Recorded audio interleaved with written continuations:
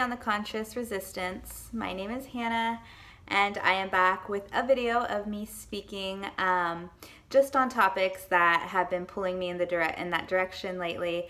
But I have lately been very interested and very intrigued with learning about self-discipline, learning how to discipline the mind. And once you have discipline on the mind, you can really apply that to many aspects of your life.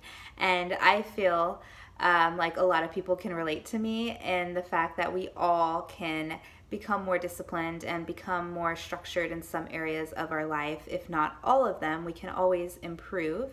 And so that's why self-discipline has really been calling me, because like I shared in my previous video, I'm just on this journey of going for what I love and bettering myself in the process and learning from my experiences.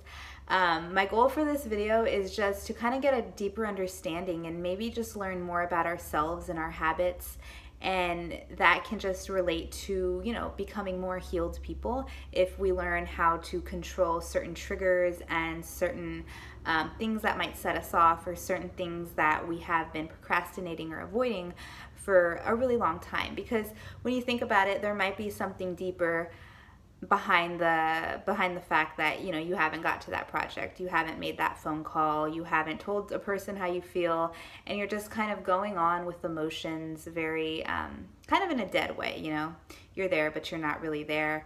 And as crazy as it does sound, I think self-discipline really helps us become our best self, because when we're laying in bed at 6 a.m. and the alarm goes off and it's like, damn, I really don't want to get up and it's cold, what it takes is that little spark of urge inside you. You know, think about your why are you doing this, to get up. Because if you're not disciplined in that way, you can wait until 7 and then you have to leave your house by 7:30, so you're just rushing, showering, maybe you get something to eat, maybe you don't. And that's how your day starts. Your day takes control of you without you taking control of your day. And that is one of my biggest weaknesses, to be completely honest, is being in bed at 5 a.m. I set my alarm for 4:45 every morning because I have to set my routine. So 4:45, I have to get up. If I don't get up, if I wait, I have another alarm for 4:50, which is really, it might be a little extreme, but that's how I have to literally get myself up. One really amazing piece of advice that I heard from one of my favorite motivational speakers, Mel Robbins, she talks a lot about that 5-4-3-2-1 rule, where you sit in bed, 5, 4, 3, 2, 1, and do it. Or it doesn't even have to apply to that. It can be applied to anything in life, but it kind of rewires your brain, and you have until the 5, 4, 3, 2, and 1 to get up. You count back in your head.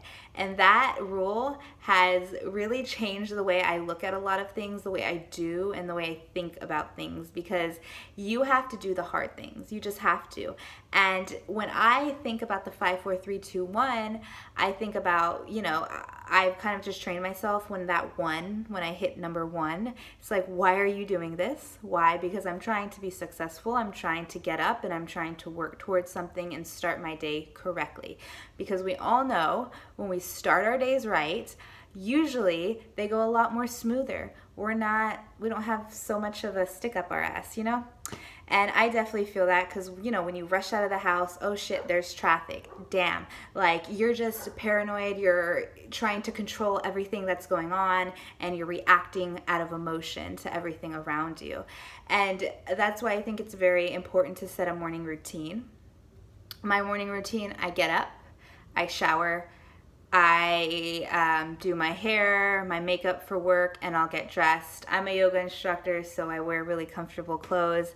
And before I head downstairs to make my coffee and eat breakfast and other things that I do, I sit down and I think about things that I'm grateful for, and I tell the universe my intentions for that day. I'm open to abundance coming to me in all forms. I'm open to all of the beautiful experiences that life wants to give, or that I want to experience in my life. I'm open and I welcome them to me. I welcome all the people that I need to meet today to achieve my goals.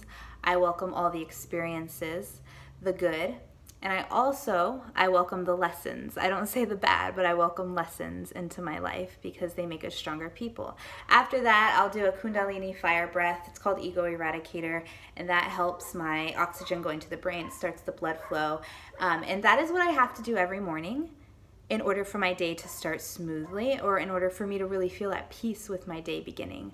Yeah, because I'll tell you, like the other day, there was like 2 accidents in traffic and I thought I was going to be late.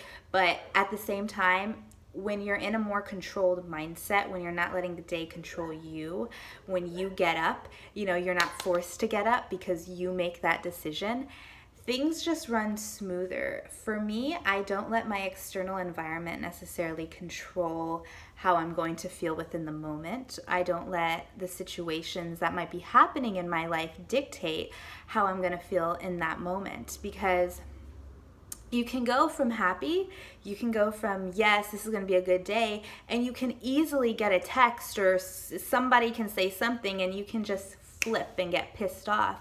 But it takes control, it takes discipline to find that center within you, to come back to who you are, and to really think about, is this really worth me expelling my energy? No, it's probably not.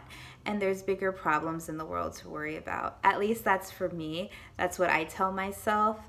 If I come encounter with a rude person, I just try to be as kind as possible.